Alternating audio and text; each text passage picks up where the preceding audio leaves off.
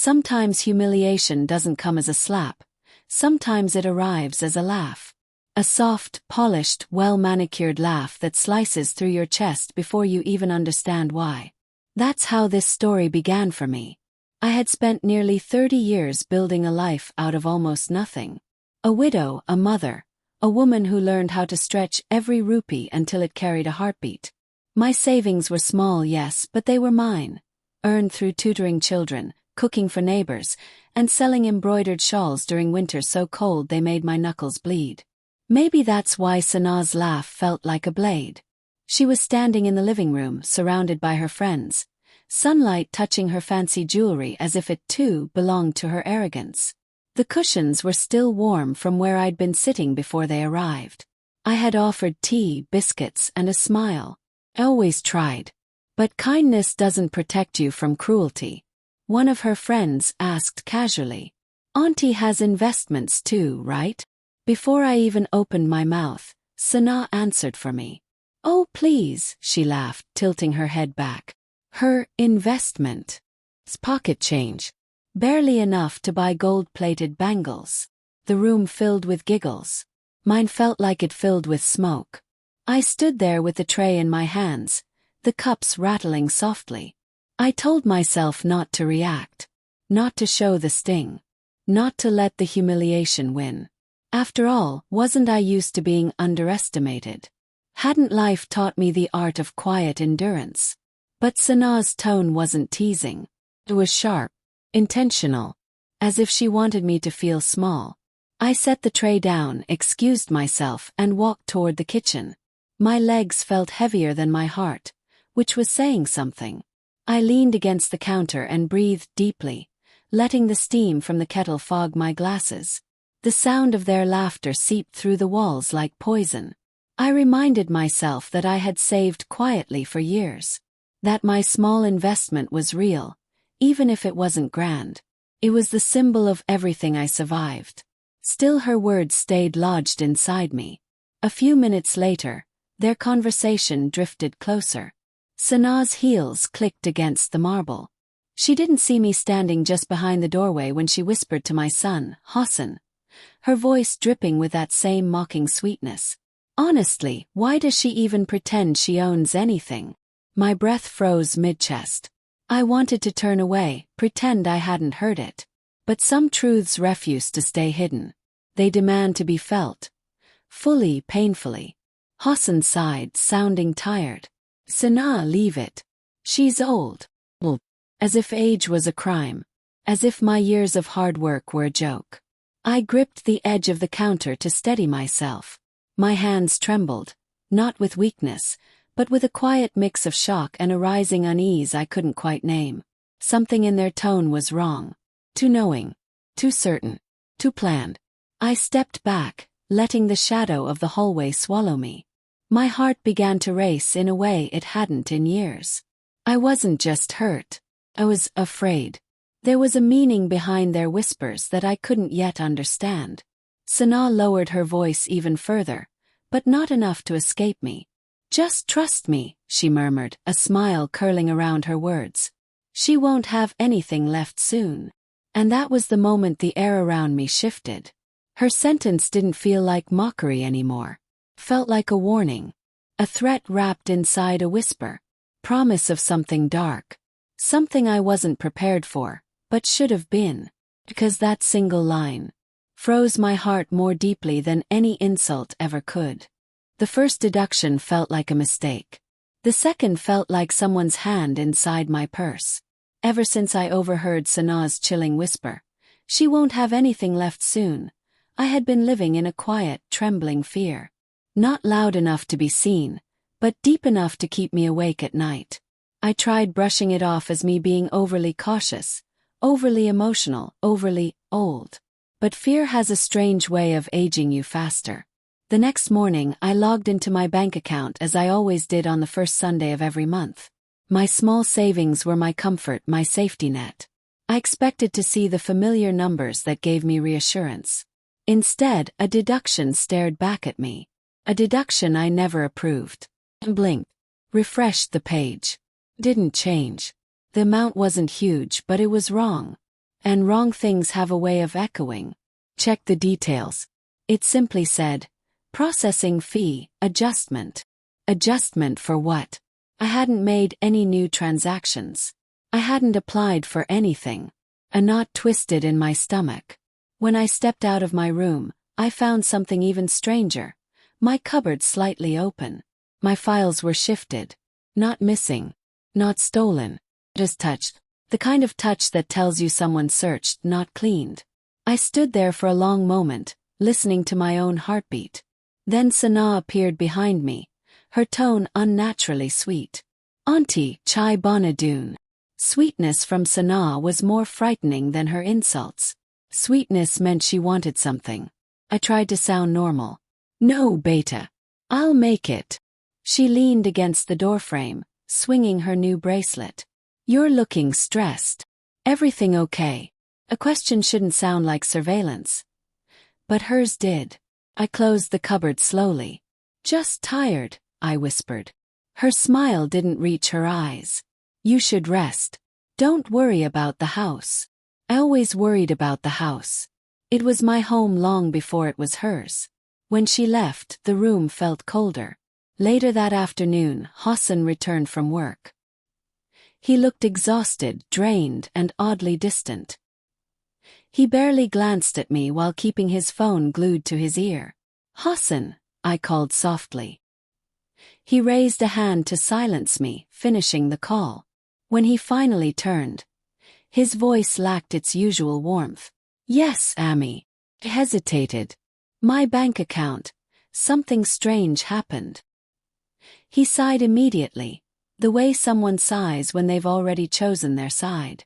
Ami, banks make mistakes. Or maybe you forgot something. Forgot. That word again. A dagger coded in politeness. No, I said quietly. I remember everything. He shrugged. Then go ask the bank. Don't stress me about it right now. My heart dipped a little deeper into silence. In the evening, while putting away the documents I had left on the table, I noticed something alarming. The envelope containing my investment certificate felt lighter. I opened it carefully. The certificate was there. But the small acknowledgement slip attached to it, proof of purchase, was gone. My hands went cold. That slip wasn't valuable to anyone except me. But it could be misused in the wrong hands. I searched everywhere. Inside files, between books, under cushions. Nothing. When Sana walked in, I must have looked too shaken because she smirked slightly before covering it with a laugh. Auntie, you probably misplaced it. These things happen with age. Her voice dripped with false concern. I stared at her face, the perfect eyeliner, the polished arrogance, the way she tilted her head as if my fear was entertainment. I didn't misplace it, I said firmly. She tapped my shoulder lightly. It's okay. Happens to everyone. But her eyes told a different story. A story of someone who already knew where that slip was. That night I lay awake, staring at the ceiling, replaying every shift in the house. My cupboard. The files. The deduction. The missing slip. Sana's sudden sweetness. Hassan's coldness. Pieces that didn't fit. Unless something darker tied them together. The next morning, while sorting my documents again, a thin paper slipped from between two sheets. It fluttered to the floor like a feather carrying weight. Picked it up. My blood ran cold. It was a photocopy of my signature. On a form I had never seen in my life. The paper trembled in my hands as a single terrifying thought tore through me. If there is a photocopy, what else has already been signed in my name? I didn't sleep that night. How could I, when a stranger's signature was wearing my name? The photocopy from yesterday burned in my mind like a fever. Every time I closed my eyes, the inked curve of my stolen signature flashed behind my eyelids. Someone had forged me. Someone inside my home. Someone who touched my cupboards, my papers, my savings, my life. By morning, my heartbeat felt like a warning drum. The first person I approached was Hassan. He was eating breakfast, scrolling through his phone, barely looking up when I entered the room. Hassan, I began, my voice softer than the panic inside me. He didn't respond. Hassan, I repeated louder. He finally lifted his eyes. Yes. What now? His coldness cut me more than Sanaa's laughter ever did. This was my son, the boy I raised alone, the boy I fed with my hands, looking at me like I was a burden. I sat across from him, placing the photocopy gently on the table. I found this in my papers. He glanced at it lazily, then frowned. What is it? A document with my signature.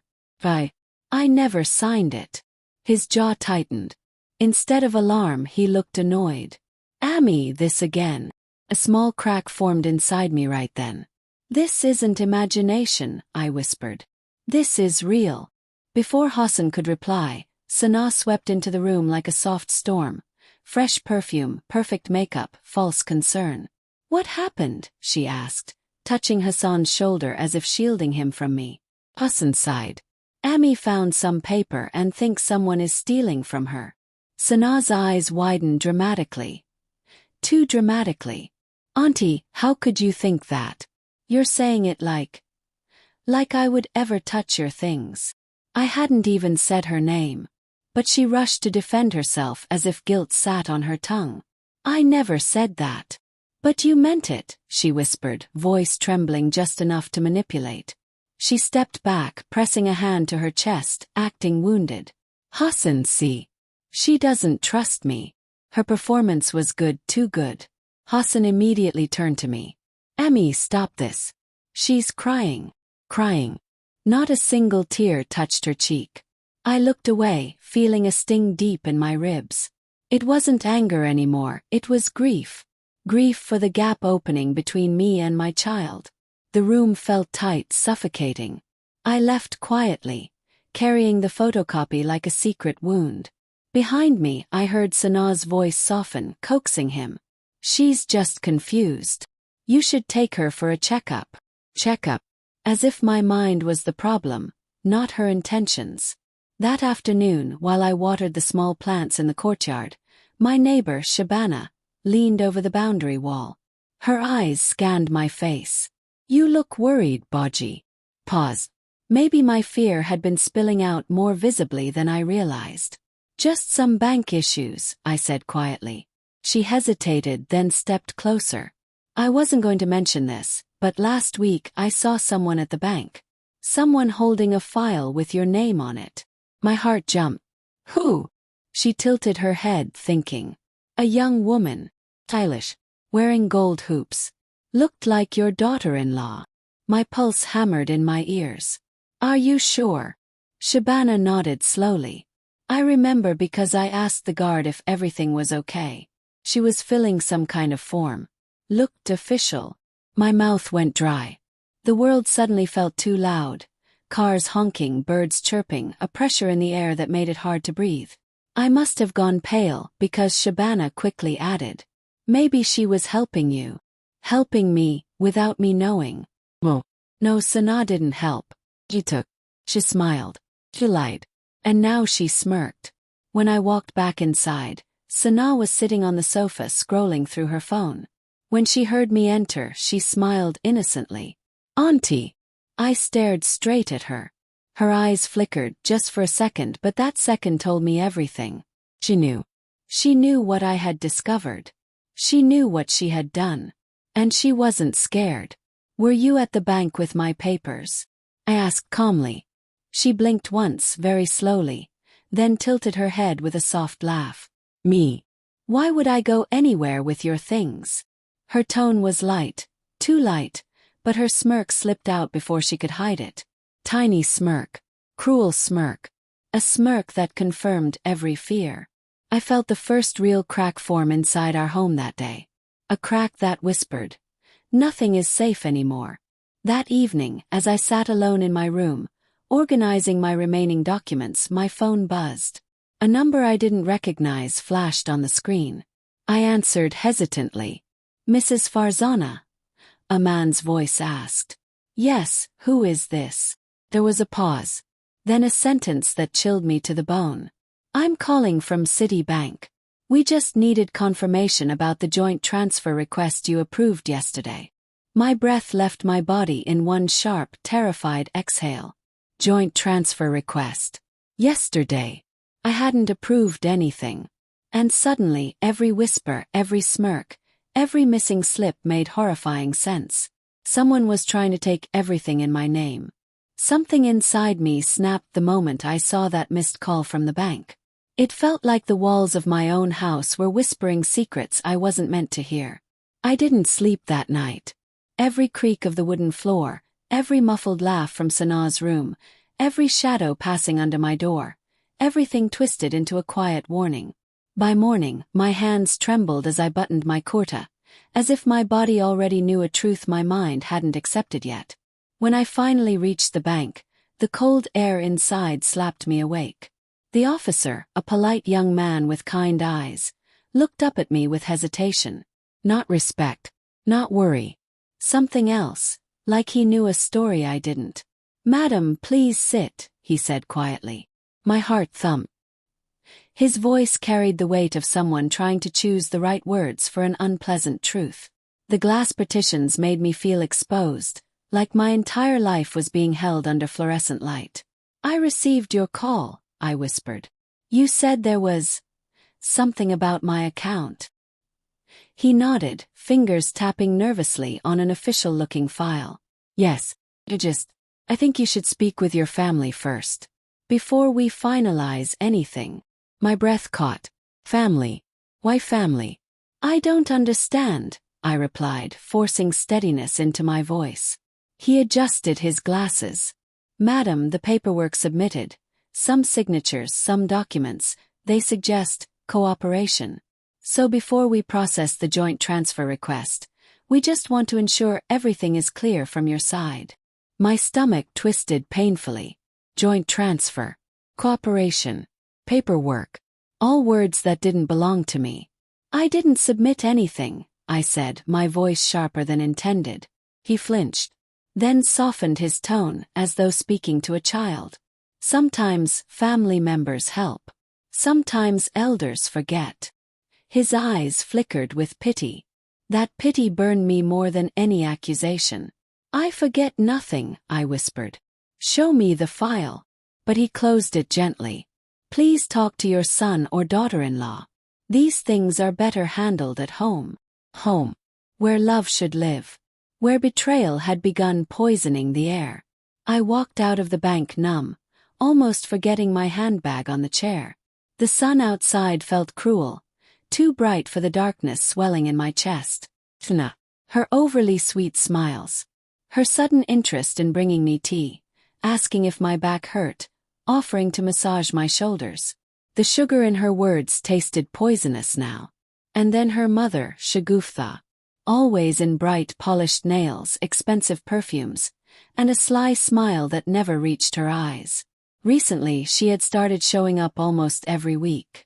Sometimes with mithai, sometimes with shopping bags, sometimes with a stack of papers she tucked away quickly when she heard me coming.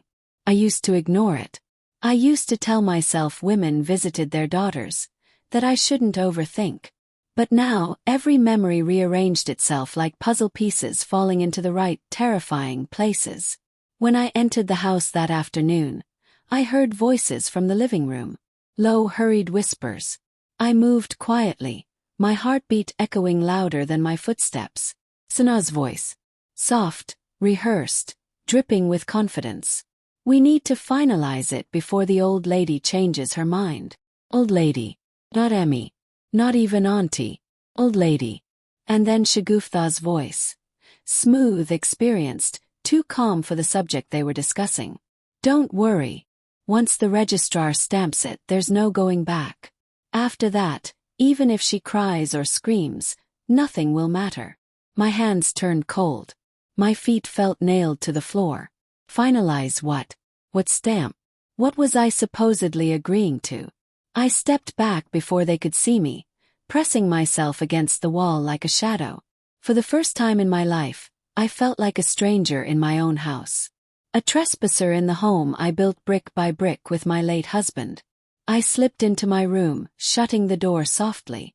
My hands shook so badly that I had to sit before I collapsed. My heart hurt in a way no doctor could fix. I kept hearing Sanaa's words, before the old lady changes her mind. My mind, my money, my home, all being discussed like items on a shopping list. Hours passed before Hassan came home. I tried to gather courage to hold myself steady. But one look at his tired face made my throat close. "Hassan," I said, my voice barely more than a breath. He didn't even look up from his phone. I went to the bank today. That got his attention. His head snapped up, panic flashing across his face for a single second, so fast an ordinary mother might have missed it. But hurt mothers notice everything. "What happened?" he asked too quickly. I told him the officer's words. The missing paperwork. The strange request. He rolled his eyes. "Emmy, please.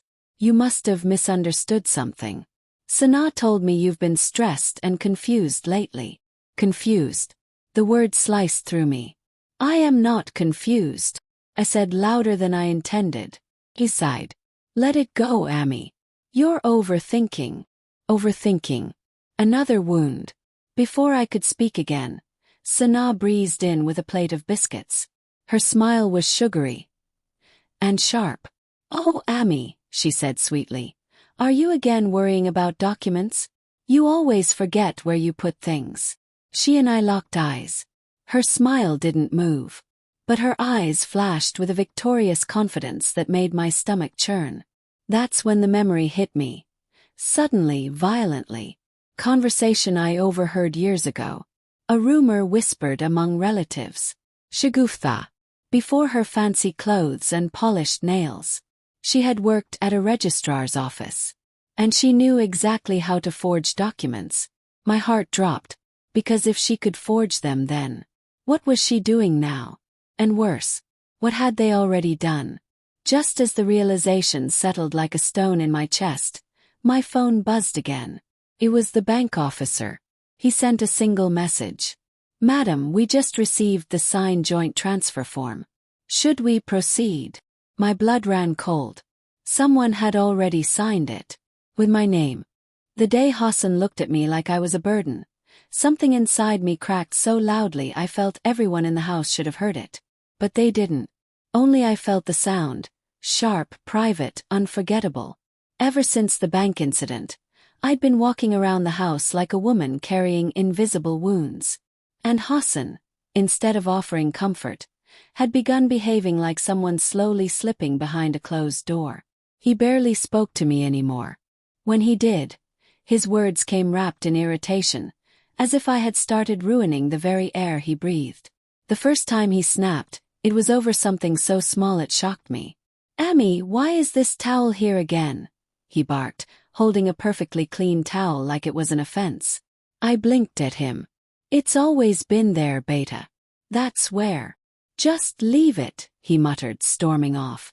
I stood still, towel in hand, wondering when my son had turned into a man who spoke to me without looking at my face. The worst part. He wasn't always alone when he changed. Sometimes it happened right after a whispered conversation with Sanaa. Sometimes after her mother left the house with a mysterious smile. Then there were his phone calls. Late at night, in the hallway, half visible through the dim light. He'd turn away immediately if he saw me watching. Once I heard him hiss, "She won't know. Let me handle it," before hanging up the phone the second I stepped closer. Who was she? And what was he handling? Even the children felt the shift. My granddaughter, usually full of laughter, now tiptoed around the living room like she was afraid to make a sound. My grandson hugged me tighter, holding on a moment longer, as if sensing an invisible storm in the walls. One afternoon while I was folding clothes, he tugged my sleeve. "Dottie, why is Papa angry today?" he whispered. My throat tightened. "He's just tired, Beta," I said, forcing a smile. But even a child could sense lies. He nodded slowly, his eyes dropping with worry. Inside my chest something hollowed out. I decided I couldn't stay quiet anymore. I had to talk to Hassan gently, softly, the way a mother does when she knows her child is hurting, even if she's the one hurting because of him. I waited for him after dinner, when Sanaa had gone upstairs and the house felt quieter. He was sitting on the sofa scrolling through his phone, the blue light reflecting off his distant expression. I sat beside him carefully, like approaching a wild animal that might run or bite. "Hassan," I said softly, "can we talk?" He exhaled sharply. "Emmy, please. I'm tired." "I know," I whispered. "That's why I want to understand. You've been different." He stared at his phone harder, pretending he didn't hear me. "Hassan, look at me," I said. He finally turned, and his eyes were cold. Not angry, not hurt, cold. Everything in me froze. "What's going on, Beta?" I asked. "Are you upset with me?" He rubbed his forehead as if my words were a burden. "Emmy, you worry too much. You cause problems out of nothing." "I'm not imagining things." He shook his head, frustrated. "See. This is exactly what Sanaa said." My breath caught. "What did she say?" "That you're getting forgetful, emotional, and wasting money." The last two words felt like stones thrown directly at my chest. "Wasting?" echoed, stunned. He shrugged, looking away. "Sanaa's mother says you're using money we could actually need. That it's all scattered, unplanned. She says we should be more united about financial decisions." Sanaa's mother. Shagufta. Her polished nails, her rehearsed smile, her poisonous whisper. Suddenly everything connected in the worst possible way. The bank issue, the forged signature, the sudden hospitality, the frequent visits. I swallowed hard. "Hassan, you think I am wasting your money?" I asked quietly. "It's not like that," he said quickly, but his tone was defensive, not tender. "We're a family. We should think together." "But no one asked me," I whispered. "I'm the one who earned that money with your father. I'm the one who saved it. And now I'm being treated like I don't understand anything." He sighed again, the kind of sigh people give when they've already decided you're the problem. "Emmy, let's not fight. Just trust me. Trust us." Trust. The word stung. Because trust was the one thing slipping like sand through every corner of my home. Before I could speak again, Sanaa's voice floated down the staircase. "Everything okay, love?" Love. As if she owned the word. As if she owned him. Hassan stood immediately, as though pulled by a string. "Yeah," he said, "we're done talking." He walked upstairs without looking back. I stared at the empty staircase, feeling smaller than I had in years. Over the next week, things only worsened. Hassan snapped at me for shutting the wrong cabinet, for walking too slowly, for not hearing him the first time. Every harsh word deepened the gap between us. Every cold glance chipped away at the mother who once believed her son would never turn against her. One night, after another argument, I went to my wardrobe to check my documents. My heart had become a paranoid creature, beating wildly at every thought of betrayal. I reached for the locker drawer. The key always hung on a small ribbon inside my purse. But when my fingers brushed the ribbon that night, something felt off. The key was lighter, smoother, strangely dull. I held it up under the yellow bulb of my room. My breath caught. The edges were wrong. The color was slightly different. The grooves weren't the same. It wasn't my key.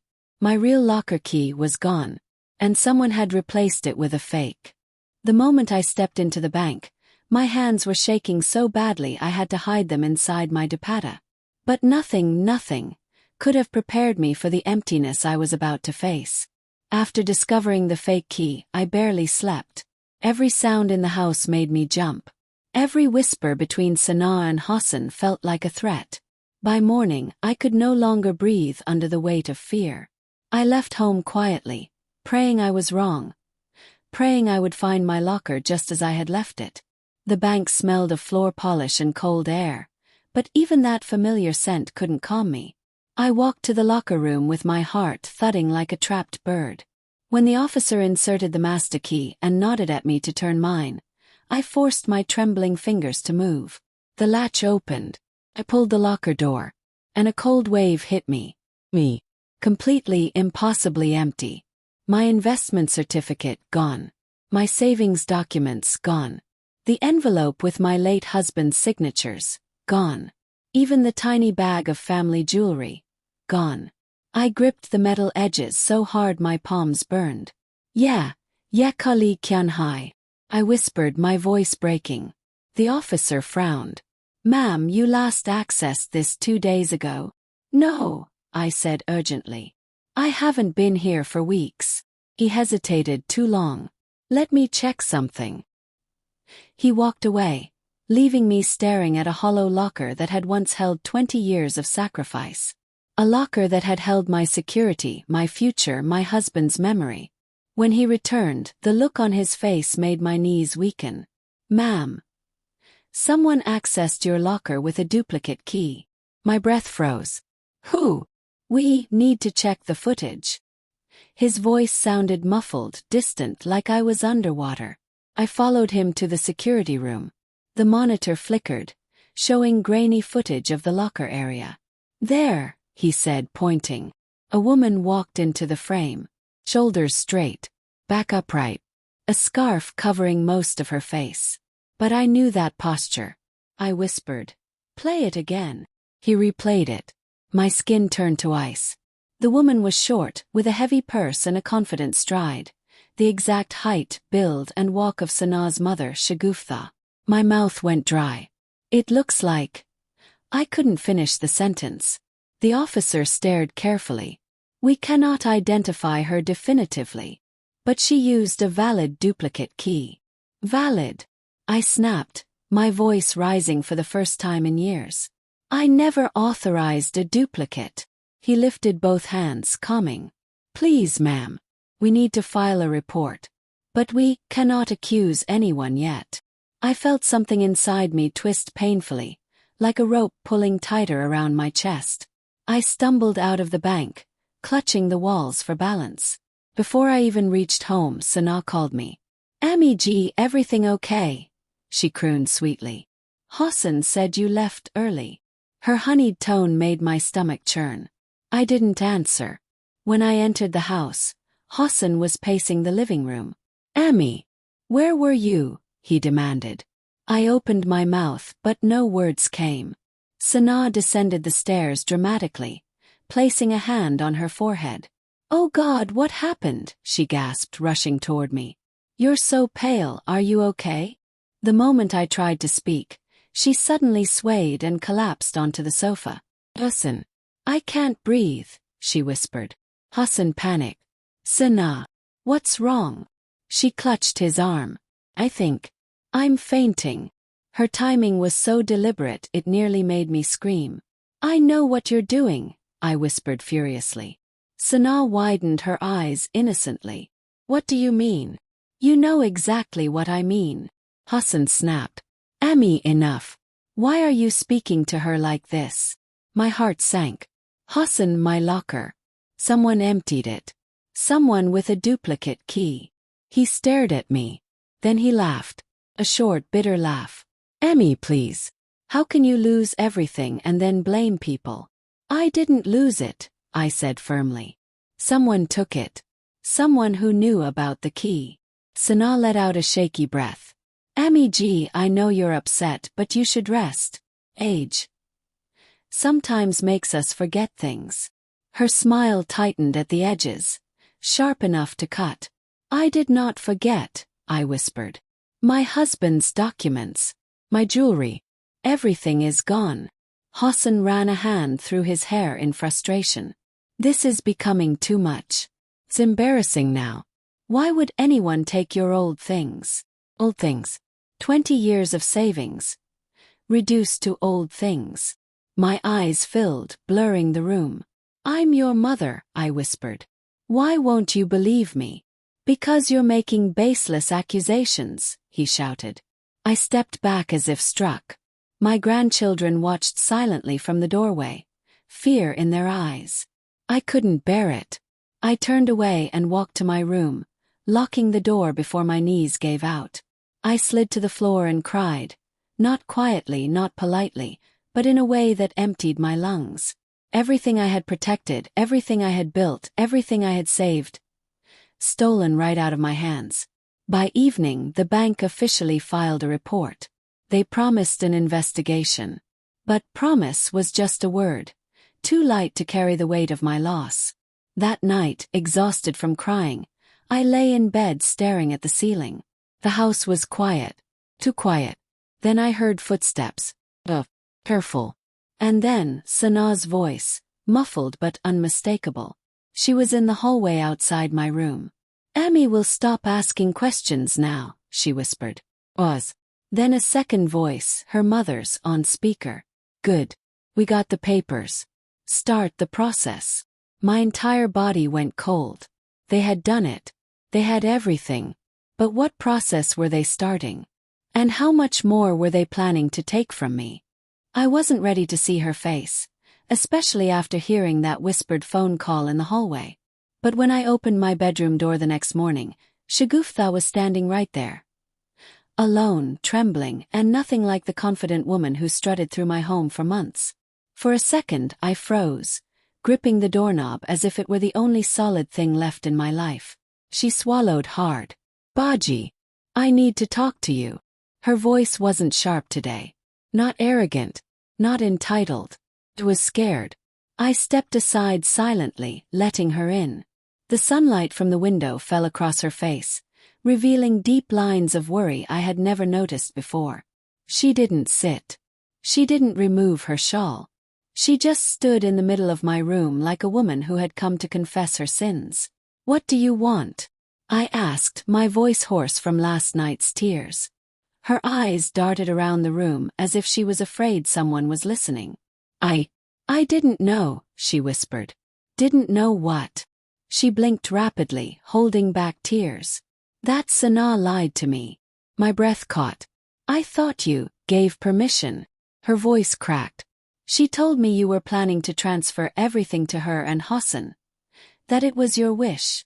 My hands curled into fists at my sides. "My wish? To be robbed?" She flinched at the word. I swear I never wanted to hurt you," she said quickly. "She came to me crying, saying you were ignoring her needs, that you kept everything hidden. She said you wanted to give her the locker access but didn't know how to do paperwork." I stared at her in disbelief. "So you forged my signature," I whispered. She covered her face with both hands, shaking. "I thought I was helping my daughter, not destroying you." My heart pounded painfully. "Did you think entering my locker, stealing my documents, wasn't destroying me?" Her shoulders wilted. "She said you had approved it. She even showed me a paper with your signature." I closed my eyes, remembering the photocopy I had found. A photocopy she must have helped create. A deep ache spread through my chest. "She's my daughter," she whispered. "I trusted her." I stared at her, a bitter thought clawing its way out. I trusted her too. Silence filled the room, heavy, suffocating. Suddenly, Shagufta reached into her purse and pulled out a file. Thick file. My breath hitched. "What is this?" She extended it with trembling hands. I brought it back, whatever I had. I opened the file carefully. Inside were some of my missing papers, though not all, and a few photocopies. Not the certificate. Not the jewelry. But enough proof that something illegal had been done. "I kept telling her," Shagufta whispered, twisting her fingers into her shawl. "I kept saying, why so much hurry? Why not wait until Ami G gives the final signature?" But she got angry. "How angry?" I asked. "She screamed at me," Shagufta said, eyes wide. She said, "I don't have time, Ami. I need the money now." The words stung. They were pure, sharp, greedy. Just like Sanaa's smirk that day in the living room.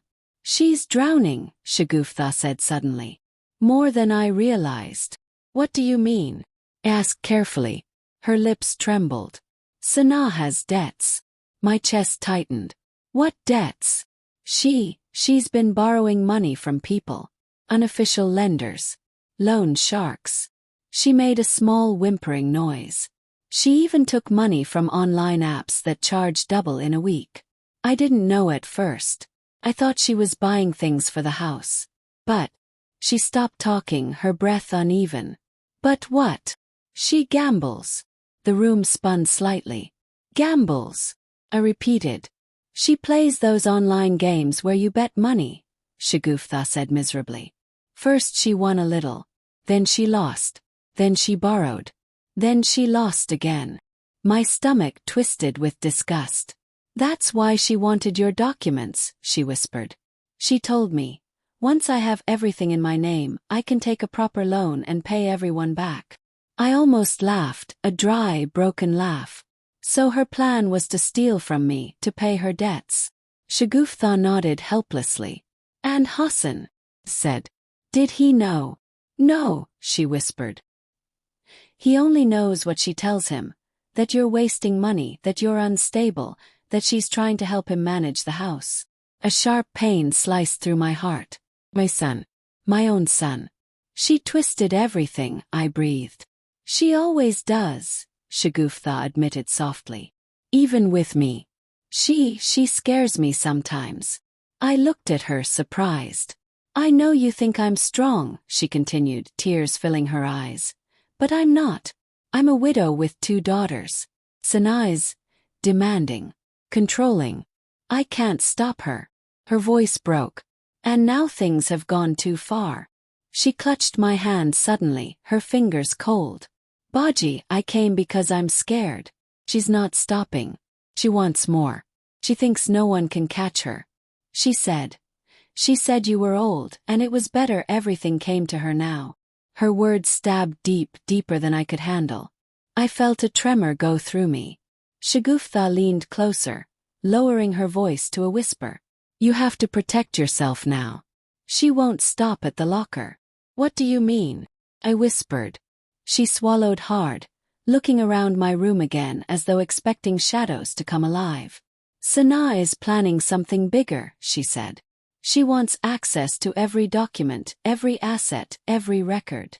My heartbeat grew louder in my ears. Shagufta's lips trembled. Her next words came out as a terrified whisper. She planned to take everything in your name too. The truth hit me like a physical blow. Sana's mother's confession had cracked the surface, but I needed to know everything. Every lie, every secret, every move that had been hidden from me for years. I stayed awake that night, replaying Shagufta's words. The way she whispered about debts, about forged signatures, about greedy ambition. It was more than a revelation. It was a blueprint of the betrayal that had been quietly shaping my life for months. By morning I had made up my mind.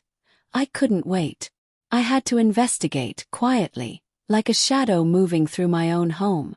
Because if I hesitated, everything I had built, and everything left in my hands, could disappear. Shagufta sat across from me in the small living room.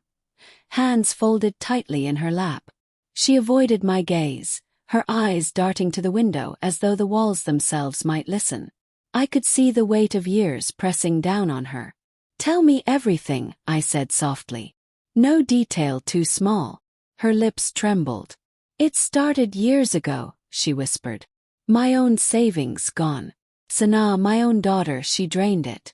I tried to stop her, but she has a way of making you feel guilty for even thinking about refusing her. I felt my chest tighten. This was more than theft. This was a pattern. A long trail of manipulation and deception. Forged signatures. I asked quietly, dreading the answer. Her eyes widened. Yes, sometimes she'd take my handwriting, my documents, and create her own stories. I was too scared to tell anyone. I thought I could protect her, guide her, but I failed. She exhaled, a sound of a woman carrying lifetimes of regret. I became her accomplice, not by choice but by fear. I thought if I helped her, maybe she'd stop hurting herself. But she never stopped. I stared at her. The weight of her confession pressed on me, heavy, almost suffocating. I could feel every lie, every forgery, every manipulation in my blood, like it had been running through the walls of my own home unseen until now. You're saying she did this before? Even to you? Asked voice tight. Her nod confirmed my worst fears. She even borrowed from people I trusted, took loans, manipulated neighbors, created debts she couldn't pay. And every time she made me believe it was my fault if I didn't comply. Her voice broke. I lost everything because I feared her wrath. I took a deep breath. Anger and sorrow collided inside me. This wasn't just about the locker. This wasn't just about money or documents. This was a lifetime of lies, all carefully crafted by my own daughter-in-law, using the people around her as pawns. And now, I whispered, she's doing it again to me. Shagufta's eyes filled with tears. I never wanted this for you, she said softly. I didn't know how far she'd go. Thought she was just ambitious. I never imagined she'd steal from you. The enormity of her admission made the room spin. I sat in silence, absorbing the truth, feeling both furious and vindicated. The puzzle pieces of the last few months were finally snapping into place. I knew what I had to do. Not loudly. Not with confrontation. Quietly. Strategically. For the first time in weeks, I felt a spark of control.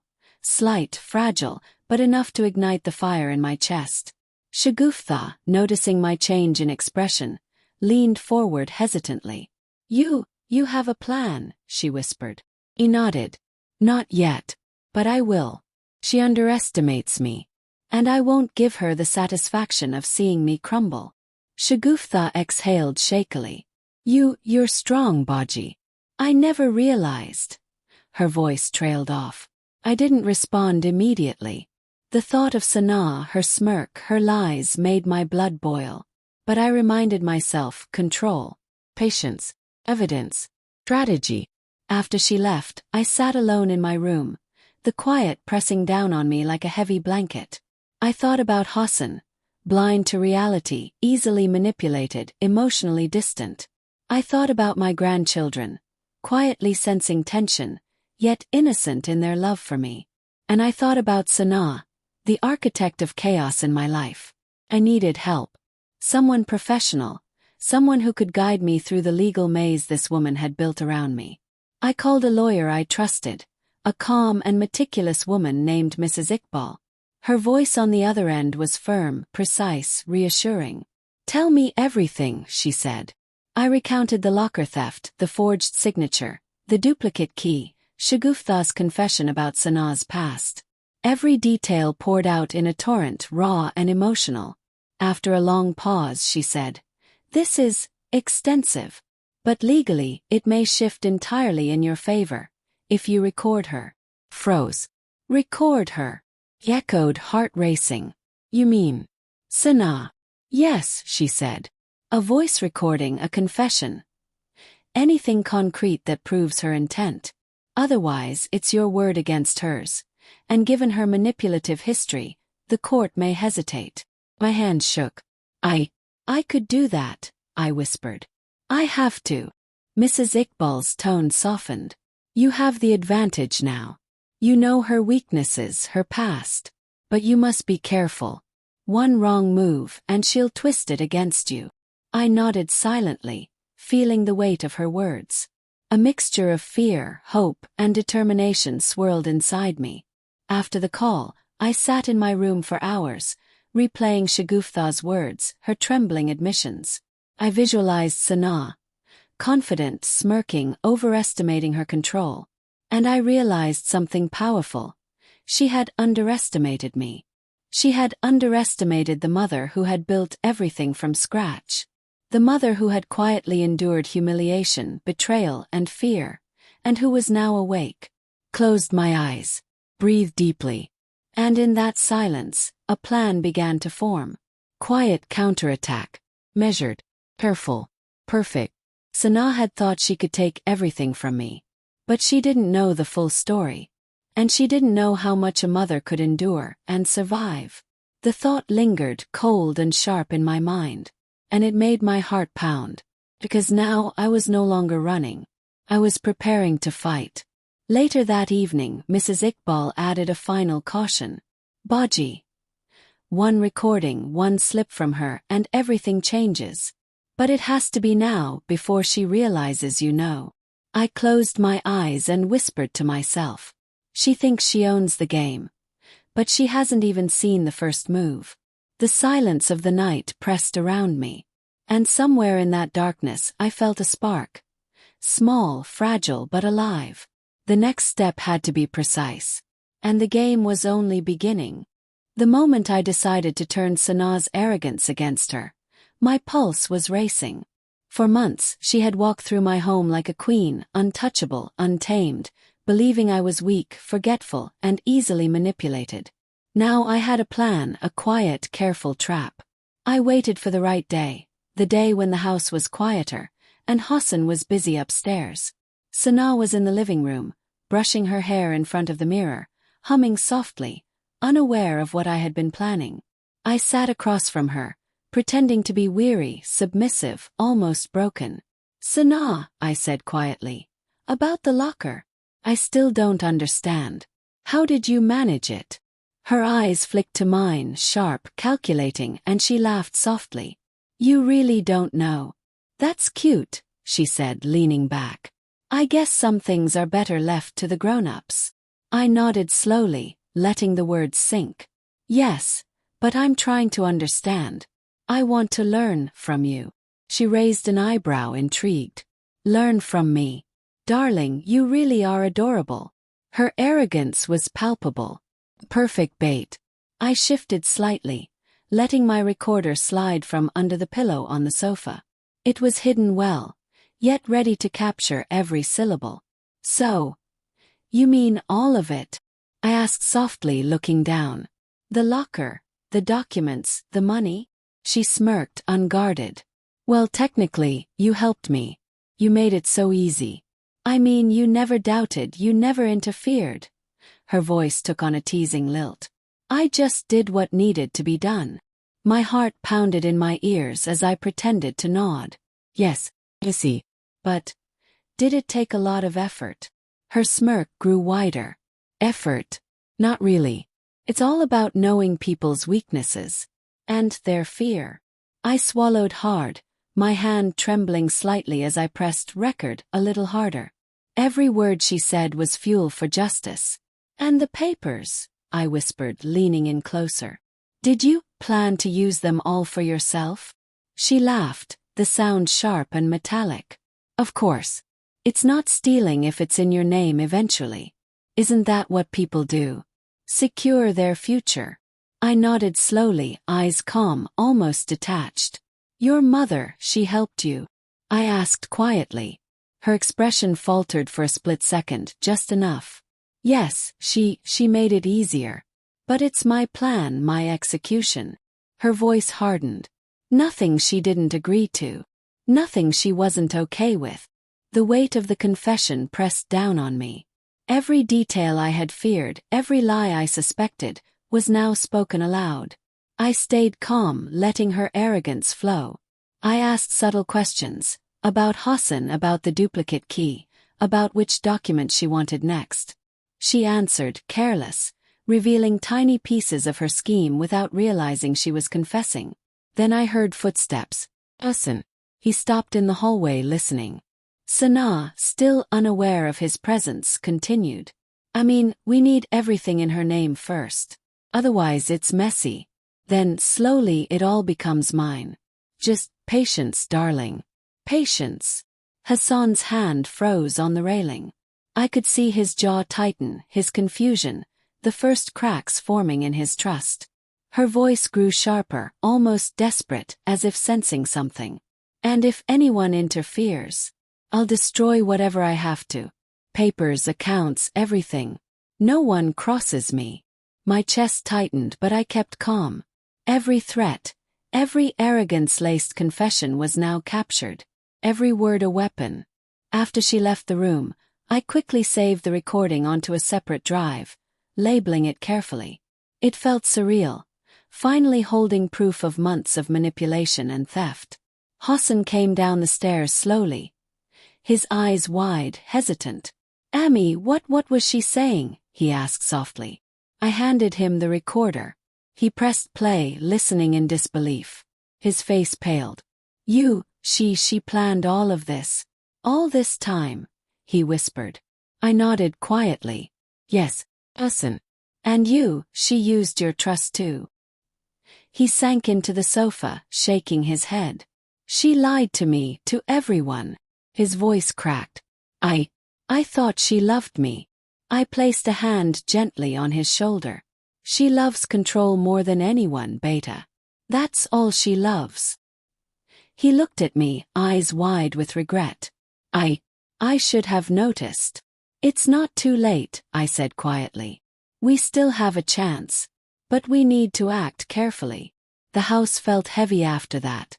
Sanaa's absence was a temporary relief, but I knew she would return, volatile and dangerous, especially after realizing Hassan had heard her words. I contacted Mrs. Iqbal immediately, sharing the recording and the details of her confession. She reviewed it meticulously. This, she said, voice steady but firm, is strong evidence. Enough to shift the case legally. But we need to submit it carefully. And, you must be ready for her reaction. I nodded, determination solidifying in my chest. The next day, with the lawyer's guidance, we submitted everything to the authorities. Every detail from the locker theft, every document, every recording. Finally, the scales were tipping back in my favor.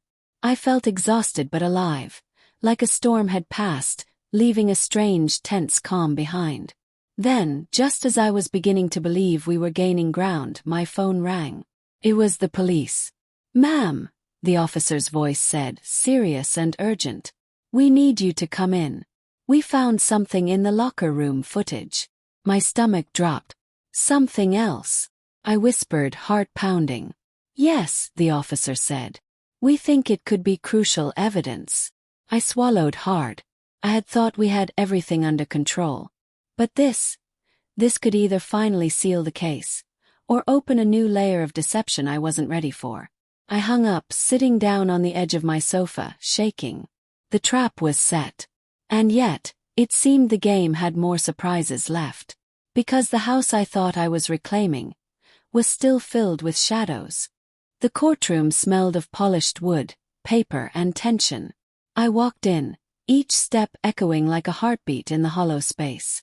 Months of fear, deceit, and betrayal had led to this day. And yet, a strange calm settled over me. I was ready. Sanaa sat across the room, arms folded, lips tight, her usual confidence replaced with something brittle, fractured. Hassan's face was pale, guilt written in every line, every sigh. I could barely look at him without remembering the weeks of silence, the harsh words, the suspicion. The judge called the session to order. My lawyer, Mrs. Iqbal, whispered one last reminder. "Stay calm. Let the evidence speak." And it did. The recordings played first.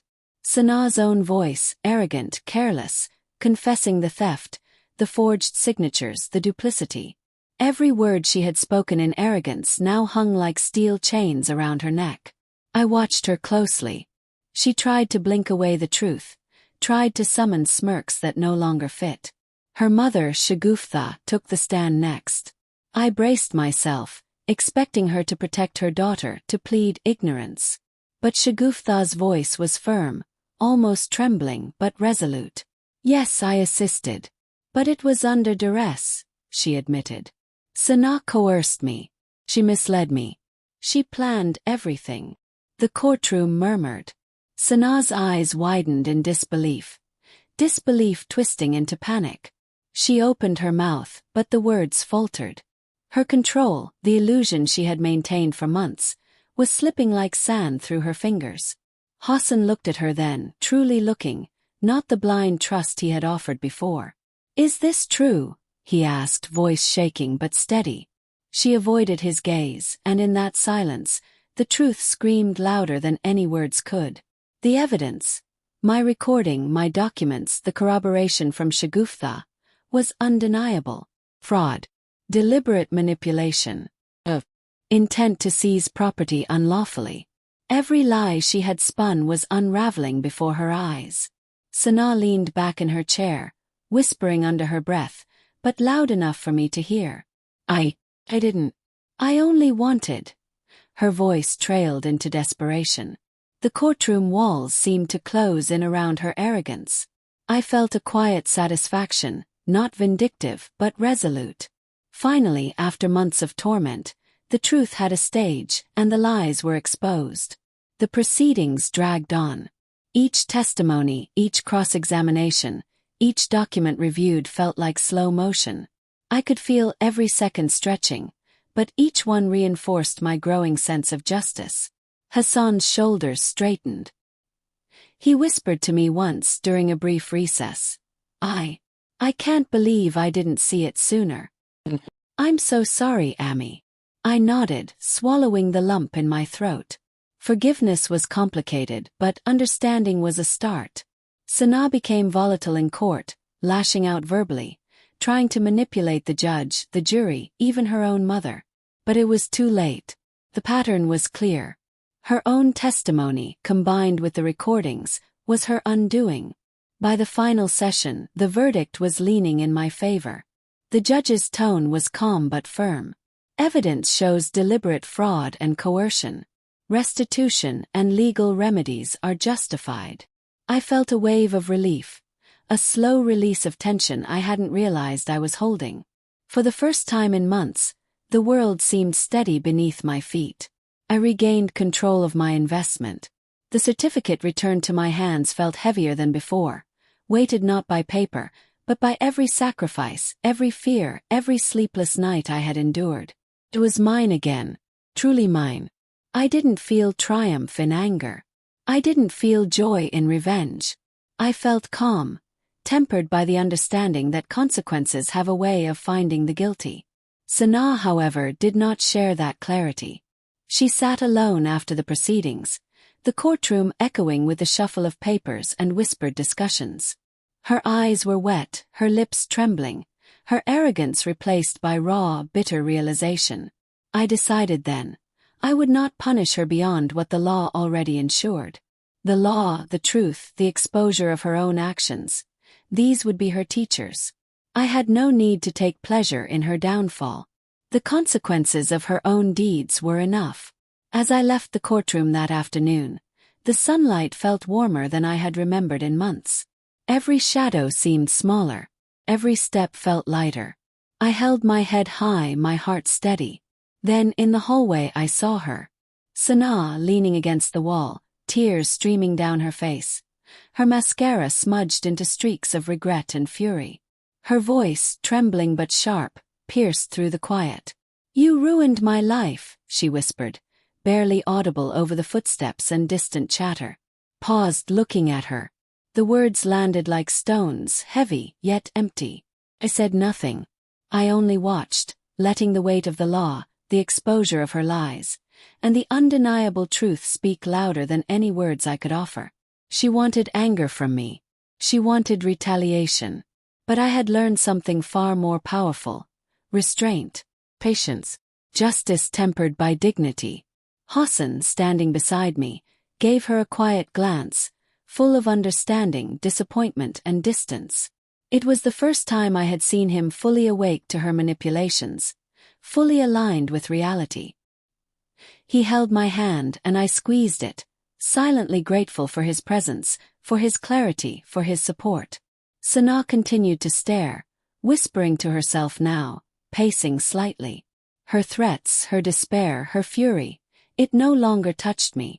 The law had done what my words could not. The truth had prevailed. I walked past her without turning back. Each step was measured, deliberate. Every inch of my regained calm solidified as I left the courtroom. Behind me she muttered again, voice cracking. "You ruined my life." But I knew, it wasn't I who had ruined it. It was her own greed, her manipulations, her choices. And the law, the evidence, and the slow unraveling of her schemes had merely exposed what she had always been. I inhaled deeply, the cool air of the hallway filling my lungs, and felt something I hadn't in months. Peace. Quiet, steady, resilient peace. The battle was far from over. There would be lingering hearings, restitution processes, and uncomfortable family confrontations. But for the first time, I knew I was no longer the victim. I was the survivor. And sometimes that was enough. The house felt different the morning after Sanaa left. The silence was almost deafening, but it wasn't empty. It was calm, restorative, as if the walls themselves had exhaled. No laughter forced, no whispers behind closed doors. Just quiet, unbroken, the kind that makes your chest feel lighter than it has in months. Hassan came into the living room first, eyes tired but sincere. He sank into the sofa beside me, hesitated, then spoke. "Emmy, I'm so sorry. For everything. I should have seen it. I should have." His voice cracked, but there was honesty there, a vulnerability I hadn't felt from him in weeks. I reached for his hand. "I know, Beta," I whispered, holding it gently. "We've both been through a lot. But it's over now. We move forward." He nodded slowly, relief and shame mingling on his face. For the first time, I felt the chasm that had grown between us begin to shrink. We didn't speak about Sanaa. Her absence was loud enough to fill the gaps in conversation. The grandchildren appeared, shyly at first, peeking around corners, unsure if the world had truly shifted. But soon laughter returned, soft and cautious, then bolder. They sprawled across the floor with their toys, their innocence untouched by the adult betrayals that had plagued these rooms. And I realized the family could heal. Slowly, quietly, like sunlight filtering through a dusty window. I walked through the rooms, touching the surfaces I had avoided for weeks. The dining table where arguments had simmered, the sofa that had witnessed whispered threats, the small shelf where my investment certificate now rested safely. Everything seemed ordinary again.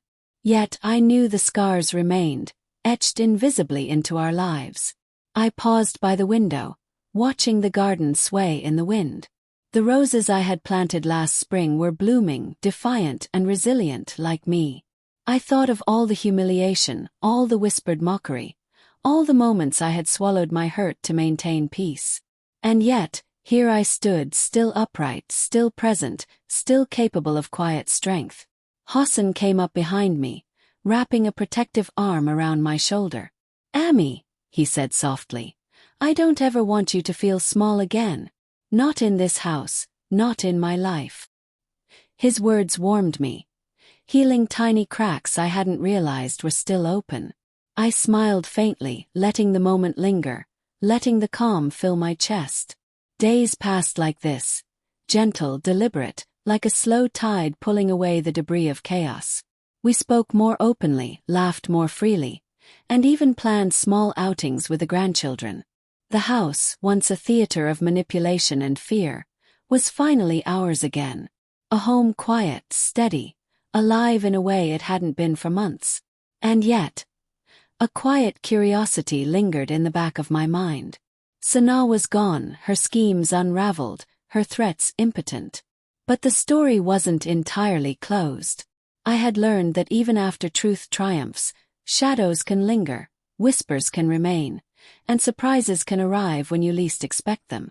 That afternoon, as I settled into my favorite chair with a cup of tea, a letter slid through the mailbox. The envelope was unmistakable, Shagufta's handwriting neat and precise. My heart thudded, a sudden tension rising. I hadn't expected her to reach out again. Not so soon.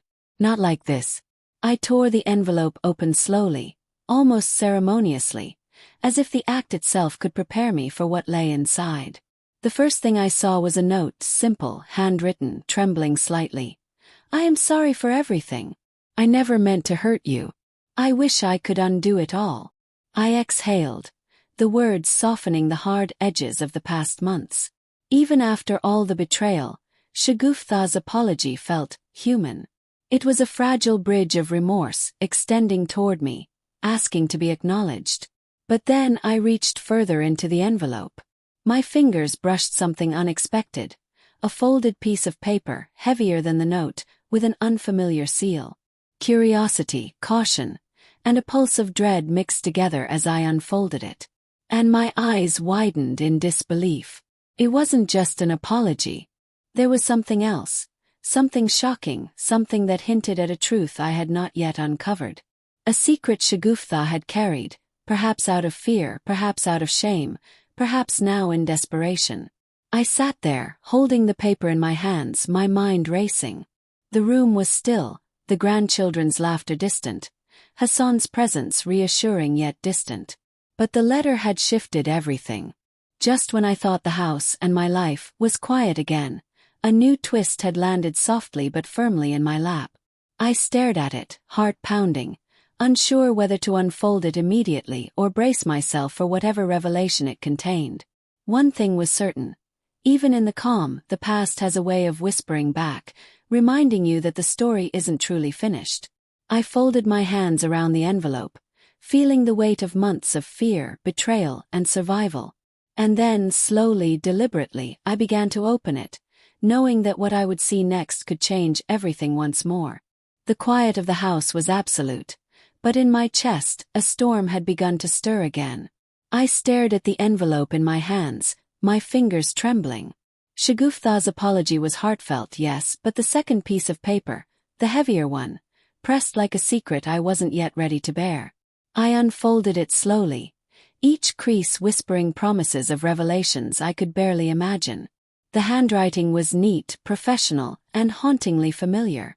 The letter contained documents, proof of transactions I had never authorized, plans for property transfers, bank drafts in my name that were never issued by me. Sana hadn't just stolen my investment, she had plotted something far larger, far more audacious. Cold shiver ran down my spine. I had been inches away from losing everything I had worked for, everything I had saved quietly over decades. I sank into my chair, letting the papers spread across my lap. I felt both rage and awe, the audacity, the calculated precision, the betrayal. Sana had planned a second larger fraud, and she had concealed it with the same cunning she had used to manipulate her own mother. I thought of the quiet days when she smiled sweetly, when Hassan looked at me with doubt, when the house echoed with hushed threats. All of it, the fainting, the fake innocence, the petty accusations, they had been rehearsals for this grander scheme. It was almost theatrical in its design, cruel in its execution. Tears threatened, but I refused them. Not yet. I had survived months of humiliation, of theft, of lies. Now I had knowledge, proof, and the power to protect myself fully. I recalled the advice of my lawyer. Silence can be a strategy. Let her act, and then expose everything. I had chosen restraint before, but the letter now demanded action, clear and precise. No more waiting, no more uncertainty. Hassan entered the room quietly, noticing the scattered documents. "Ami!" His voice was gentle but anxious. I looked up at him, feeling the weight of what we had endured, and then the magnitude of what we had narrowly avoided. "Sana, she wasn't done," I whispered, letting him see the depth of my discovery. Hassan's eyes widened, and for the first time there was no doubt, no hesitation. He understood the danger we had been in, and the closeness of disaster.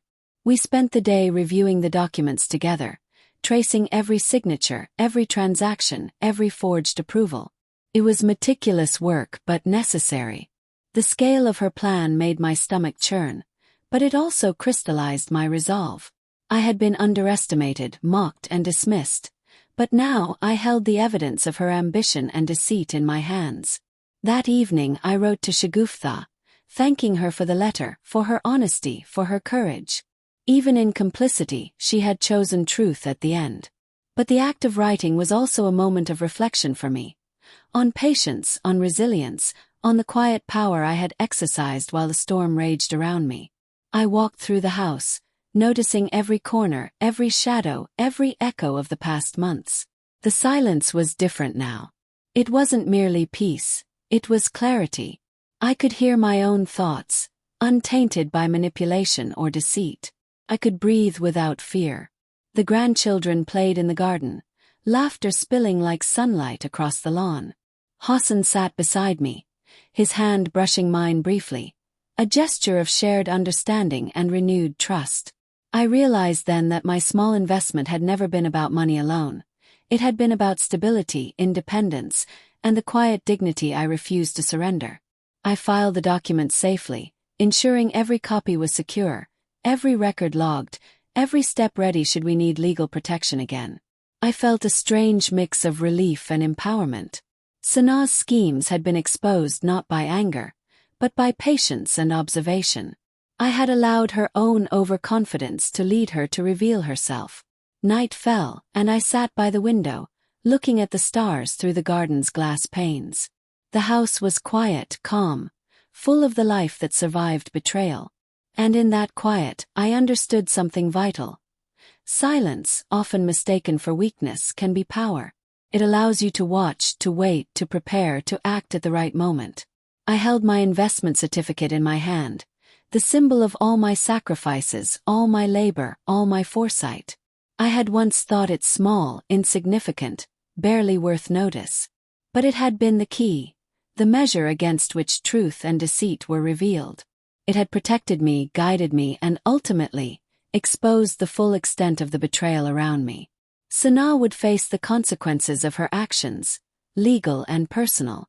I had no need to seek vengeance beyond what the law, truth, and time would deliver.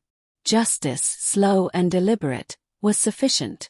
I folded the documents, placed them carefully in my safe, and finally exhaled.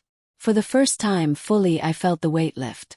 The house, the family, the quiet strength within me. Everything was mine again. And I whispered softly to myself, a reflection of the journey, the fight, the revelation. I once thought my small investment was nothing, but it turned out to be the very thing that revealed everyone's truth.